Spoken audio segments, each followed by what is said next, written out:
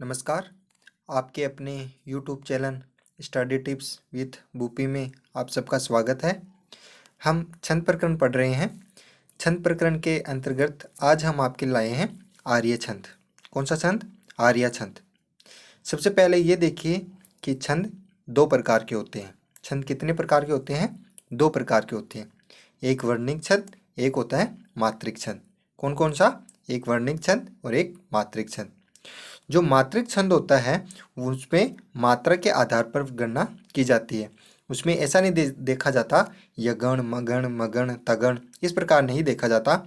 उसमें जो हमें श्लोक दिया होगा, पद दिया होगा, उस पर मात्राओं का निर्धारण किया जाता है कि कहाँ पर लघु कहाँ पर गुरु होगी, और फिर उन मात्राओं को गिन लिया जाता है। ये होता है जो मात्रिक छंद होता है वह। और जो वर्णिक छंद होता है उसमें लघु गुरु की मात्रा लगाने के साथ हम गण पूर्ति करते हैं, और उसी के आधार पर जो जो वर्णिक छंद होता है उसकी गणना की जाती है। तो क्या समझ में आया कि छंद दो प्रकार के होते हैं, एक मात्रिक छंद और दूसरा वर्णिक छंद। मात्रिक छंद में मात्राओं के आधार पर गणना की जाती है और वर्णिक छंद में वर्णों के आधार पर गणना की जाती है। अब देखिए आर्य छंद, ये छंद क्या कहता है। सबसे पहले इसका जो लक्षण है वह समझिए। लक्षण क्या कहता है? देखिए, सा आर्या, सा आर्या यानी वह आर्या कहलाती है, यानी वह आर्या होती है। कहाँ पर होती है?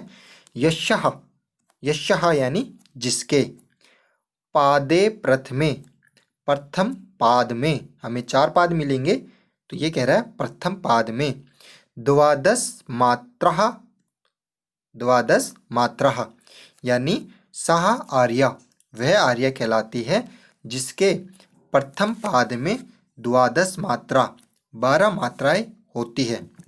तथा यानी उसी प्रकार तृतीय अपि, तीसरे के अंतर भी 12 मात्राएं होती है।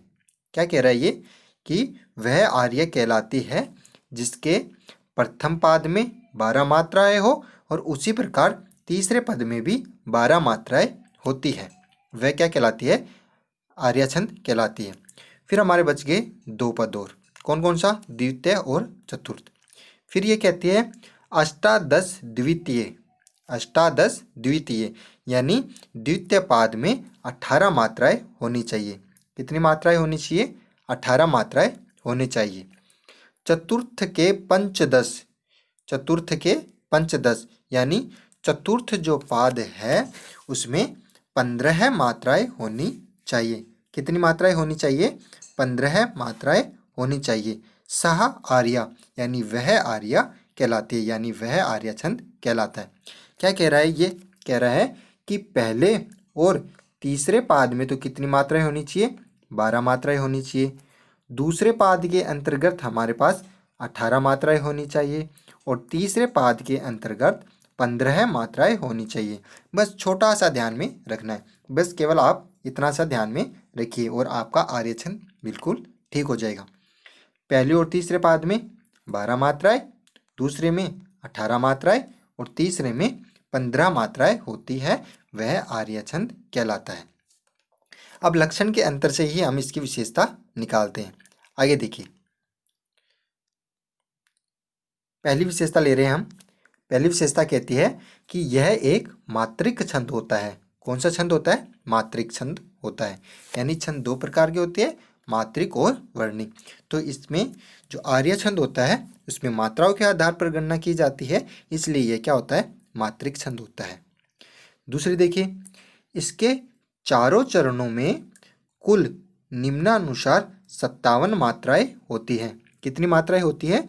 57 मात्राएं होती है। यानी पहले पाद में कितनी होगी? हमारे पास 12, दूसरे में 18, तीसरे में भी 12 और चौथे में 15। तो इन चारों की मात्राओं को जोड़ेंगे तो हमारे पास कुल कितनी मात्राएं आएंगी? 57 मात्राएं होती है। यानी इसके चारों चरणों में कुल निम्नानुसार 57 मात्राएं होती है। प्रथम में 12, द्वितीय में 18, तृतीय में 12, चतुर्थ में 15, कुल 57 मात्राएं होती है। फिर आगे चलते हैं कि इनमें जो मात्राएं होती है उनका निर्धारण किस प्रकार किया जाता है। देखिए, जो हमारे पास वर्ण होता है, कोई भी वर्ण होता है तो उसमें मात्राएं हम लघु गुरु किस प्रकार लगाते हैं। यदि हमारे पास पांचों, ये पांचों जो होते हैं ये संस्कृत में पांचों को ह्रस्व वर्ण कहते हैं। पांचों किसको कहते हैं? ए, ई, उ, री, लृ। इन पांचों को क्या कहते हैं? ह्रस्व वर्ण कहते हैं। यदि ये पांचों वर्ण आपको कहीं पर भी मिल जाए तो वहाँ पर हमेशा क्या होती है? लघु होता है। क्या होता है? लघु होता है, जिसे हम खड़ी पाई से डिनोट करते हैं। ए, ई, उ, री, लृ हो तो वह हमेशा लघु होता है। उसके बाद आगे देखिए, इन पांच के अलावा कहीं पर भी हमें आ, ई, दीर्घ उ, री दीर्घ हो जाएगी, ए, ओ, आई, औ होने पर क्या होगा? गुरु होगा, जिसे हम अंग्रेजी अक्षर एस से डिनोट करते हैं। केवल आप ये पांच ध्यान में रखिए, ये इतने ज़्यादा ध्यान में रखने की आवश्यकता नहीं है। केवल पांच ध्यान में रखिए। क्या रखना है हमें? यदि ए, ई, उ, री, लृ हो तो वहाँ पर लघु होगा, और इसके अलावा कोई भी आए तो वहाँ पर गुरु होगा। अब जैसे हमारे पास शब्द आ गया ए, शब्द आ गया ए, एक आ गया आ, एक शब्द आ गया आ, एक आ गया पंच, एक आ गया पंच। ये इस प्रकार से हमारे पास शब्द आ गए। इसके ऊपर हम चर्चा करेंगे। फिर आगे वाला देखिए, एक हमारे पास आ गया तह। क्या आ गया? तह। अब इन चार वर्णों पर हम चर्चा करेंगे। तीसरी और विशेषता हम देख लेते हैं क्या है। ये है वर्ण के आगे, वर्ण के आगे जिस वर्ण की हम पर्टिकुलर बात करेंगे उस पे ह्रस्व वर्ण या विसर्ग होने पर पहले वाला वर्ण गुरु होगा। यानी हमारे पास कोई भी वर्ण होगा, उसके आगे क्या होने पर? ह्रस्व वर्ण, विसर्ग या अनुस्वार होने पर उससे पहले वाला वर्ण क्या होगा? हमेशा गुरु होगा। यहाँ पर अनुस्वार लिखना रह गया तो आप यहाँ पर अनुस्वार लिख सकते हैं। यहाँ पर ह्रस्व वर्ण, फिर कोमा, अनुस्वार या विसर्ग होने पर जो उससे पहले वाला वर्ण है वह गुरु होगा। क्या होगा? गुरु होगा। अब देखिए तीनों विशेषता एक साथ लेते हैं। ए, ई, उ, री, लृ होने पर तो क्या होगा? लघु। इनके अलावा होने पर गुरु, और अनुस्वार, ह्रस्व वर्ण और विसर्ग होने पर गुरु होगा। देखिए ए है, ए क्या है? इन पांच में से है तो यहाँ पर क्या होगा? लघु हो गया। आ इन पांच में से नहीं है तो ये क्या हो जाएगा? गुरु हो गया। ये हमने गुरु कर दिया। फिर है तह। फिर क्या है? तह। तह के आगे क्या है? विसर्ग है, ये हमने बात कर रही। विसर्ग होने पर क्या होगा? गुरु होगा। तो ये हम तय को हम क्या कर देंगे? गुरु। ये गुरु कर दिया। फिर हमने एक जगह चर्चा की, ह्रस्व वर्ण होने पर उसके वो क्या हो जाएगा? गुरु हो जाएगा। तो पै ह्रस्व है, इस पै की कैसे बनी है? पै प्लस ए, ऐसे तो बना है। इसमें ए जुड़ा हुआ है, ये आधा है, ए जुड़ने की वजह से ये पूरा हो गया, तो ये क्या माना जाएगा? लघु माना जाएगा। तो पै क्या है? लघु, लेकिन आधा वर्ण आगे होने के कारण ये क्या हो जाएगा? गुरु हो जाएगा। तो ये हमने कर दिया गुरु। तीनों विशेषता आपको अच्छे से समझ में आ गई। ये पांच होने पर लघु, इनके अलावा होने पर क्या हो जाएगा? गुरु हो जाएगा। और ह्रस्व वर्ण, अनुस्वार व विसर्ग होने पर पहले वाला वर्ण हमेशा क्या हो जाएगा? गुरु हो जाएगा। क्या हो जाएगा? गुरु हो जाएगा। फिर आगे देखिए, आगे चलते हैं। फिर आगे अब हम लेते हैं आपके लिए एक उदाहरण। अब उदाहरण के ऊपर हम प्रयोग करते हैं कि हमारा बैठता है या नहीं बैठता है। सबसे पहले देखिए आ, पांच के अलावा है ए, ई, उ, री, लृ। तो ये क्या होगा? गुरु होगा। ये गुरु। पै अकेला प्रयुक्त हुआ है, लघु। रै में ई ह्रस्व है, ये लघु। तो में ओ गुरु है, पांच के अलावा है तो ये गुरु। शा, श में क्या है? आ है, ये क्या हो जाएगा? गुरु हो जाएगा। और आगे द भी है, जिसके कारण भी क्या हो जाएगा? गुरु हो जाएगा। फिर है विदुषाम, वह में ई ह्रस्व है, ए, ई यानी लघु। द में उ ह्रस्व है, ए, ई, उ। तो ये भी क्या हो जाएगा? ह्रस्व होगा। क्या होगा? ह्रस्व होगा। ये कर दिया ह्रस्व। फिर श में क्या है? आ, शा। तो ये क्या हो जाएगा? गुरु हो जाएगा। और ये शा के ऊपर अनुस्वार लगा हुआ, ये शा के बाद में भी है तो जिसकी वजह से भी ये गुरु होगा। तो ये हो गया गुरु। चर्चा क्या थी? पहले के अंतर्गत कितनी मात्राएं होनी चाहिए? 12 होनी चाहिए। और कौन सी? दूसरे के अंदर कितनी होनी चाहिए? 18 मात्राएं होनी चाहिए। ये बात की थी। फिर तीसरे के अंदर भी कितनी होनी चाहिए, 12 होनी चाहिए, और चौथे के अंदर कितनी होनी चाहिए, 15 मात्राएं होनी चाहिए। ये हमने चर्चा की थी। पहले के अंदर कितनी, 12। देखो 12 हो रही है क्या, एस को 2 गिनेंगे और खड़ी पाई को 1, 2 3 4 5 6 7 8 9, ये 10, ये 11 12। पहले में कितनी हो गई, 12 हो गई। फिर चलना है हमें दूसरे पर, 18। दूसरे में कितनी, 18। देखिए 18 होती है क्या, न, ये होगा लघु। से में आ है, ये गुरु। फिर इसके बाद लेना है हमें धू। धू में ऊ क्या है, ह्रस्व है, तो ये लघु। फिर मैं, फिर क्या है, मैं, ह्रस्व है, ए जुड़ा हुआ है, लेकिन आगे आधा होने के कारण ये गुरु हो जाएगा, तो ये हमने कर दिया गुरु। यह में ए ऐ ओ औ होगा तो गुरु ही होगा, ये गुरु हो गया। प्र में र है, इससे पहले वाला गुरु होगा, जिसमें लगा है वह ह्रस्व है तो ह्रस्व, और लघु है तो लघु, और गुरु है तो गुरु। तो ये क्या है, पै ए, पै में ए है तो ये होगा लघु। यो गुरु होगा क्योंकि 5 के अलावा है। गै क्या होगा, लघु होगा, ये लघु। वह में ई ह्रस्व है तो लघु होगा, लेकिन आगे संयुक्त वर्ण होने पर भी क्या होगा, वह पहले वाला गुरु होगा। ये वहाँ पर रह गया कि अगर संयुक्त वर्ण होगा तब भी वह क्या होगा, गुरु होगा, तो ये हमने गुरु कर दिया। फिर ज्ञा, ज्ञा में से क्या निकल गया, जय और य के योग से बनता है ज्ञा, जय और य के योग से बनता है, तो जय की वजह से ये पहले वाला गुरु, और य में आ हो गया तो ये दीर्घ हो जाएगा, ये गुरु, और न के आगे आधा है तो ये भी गुरु हो जाएगा। ये हमने पूरी पंक्ति कर ली।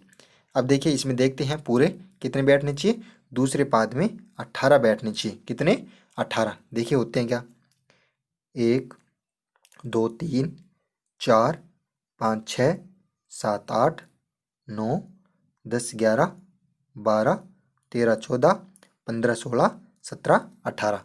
तो पहले में 12 हो गए, दूसरी में 18 हो गए। इसमें कितने हो गए, हमारे 18 वर्ण हो गए। सही है, पहले में 12 हो गए और दूसरे में 18। इसमें कितने, 12 हो गए, इसमें 18 हो गए। अब चलते हैं तीसरे। क्या था, पहले और तीसरे में तो कितने होने चाहिए, 12 वर्ण होने चाहिए, और दूसरा था उसमें 18 होनी चाहिए, और तीसरे में 15 होनी चाहिए। तो पहला और दूसरा हो गया। अब तीसरे पे चलते हैं। तीसरे पे भी कितना होना चाहिए, 12। ये 12 देखिए, 1 2 3 4। पै में ई ह्रस्व है तो ये भी लघु। 5 शय में ई ह्रस्व है तो लघु होगा, लेकिन आगे संयुक्त वर्ण होने के कारण ये क्या हो जाएगा, गुरु, ये गुरु। फिर 6, इसमें 6 कै और शय मूर्धन्य शय के योग से बना है। कै की वजह से पहले वाला गुरु हो गया, बचा क्या, स बचा। शय में ई क्या है, ह्रस्व है, तो ये ह्रस्व हो जाएगा। फिर तय में आ दीर्घ है, तो ये इसको कर दिया हमने दीर्घ, ये कर दिया दीर्घ। ठीक है, ये हमारा हो गया। फिर ना, फिर क्या है, ना, तो न में आ दीर्घ है, तो ये हमारा हो गया गुरु। अब जोड़ते हैं इनकी मात्राएं। तीसरे में कितनी होनी चाहिए, 12 होनी चाहिए। देखिए 12 होती है क्या, 1 2 3 4 5 6 7 8 9 10 11 12।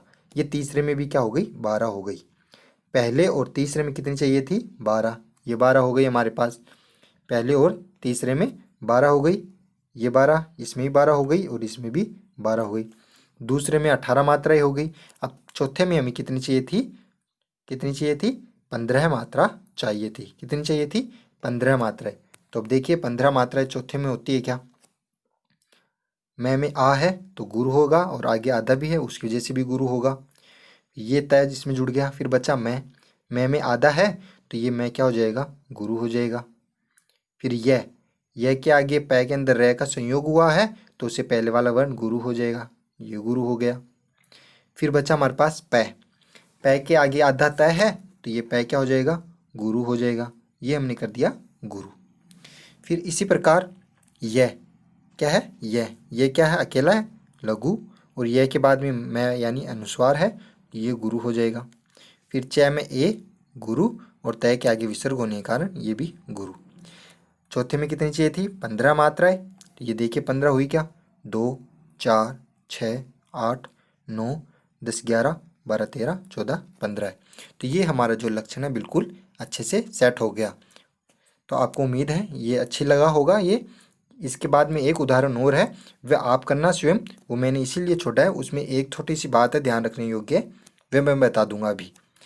क्या हमने क्या पढ़ा कि जो आर्य छंद होता है वह कौन सा छंद होता है? मात्रिक छंद होता है। कौन सा छंद होता है?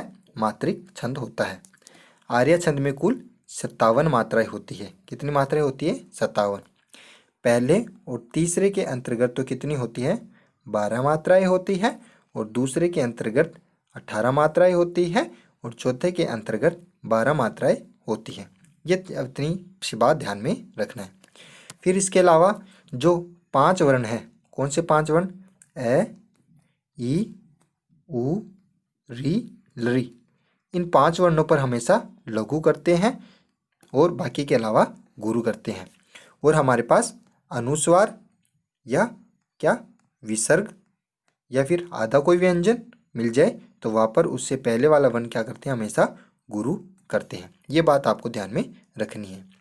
फिर उसके बाद हम चलते हैं एक और उदाहरण की तरफ, जो आपको स्वयं करना है। बिल्कुल इसी प्रकार है, बस आपको एक बात ध्यान में रखनी है इसमें कि जो ये उदाहरण है इसमें जो ये लास्ट का जो ये है ये यहाँ पर हमेशा गुरु होना चाहिए, तभी हमारा जो मात्रा है बैठेगी। तो विकल्प से हम क्या कर सकते हैं? यहाँ पर गुरु मान सकते हैं। तो यहाँ पर विकल्प से आपको गुरु मानना है, और बिल्कुल जैसा मैंने बताया, पहले के अंदर 12, दूसरे के अंदर 18, तीसरे में भी 12 और चौथे में 15 मात्राएं सेट हो जाएगी। ये आपको खुद को करके देखना है, ये मैंने आपके लिए छोड़ा है। ये बस लास्ट के 2 मैंने बता दिए, यहाँ पर विकल्प से गुरु मानना है। ये हमारा जो आज 57 मात्राओं वाला जो मात्रिक छंद था, आर्य छंद था, उसके ऊपर चर्चा की। वीडियो देखने के लिए आपका बहुत बहुत धन्यवाद। अपने दोस्तों को शेयर कीजिए जो रीट की तैयारी कर रहे हैं, जो सेकेंड ग्रेड की कर रहे हैं, first grade, CTET, UGC net set की तैयारी कर रहे हैं, उनके लिए भी ये वीडियो उतनी ही उपयोगी है। तो वीडियो पूरा देखने के लिए बहुत बहुत धन्यवाद।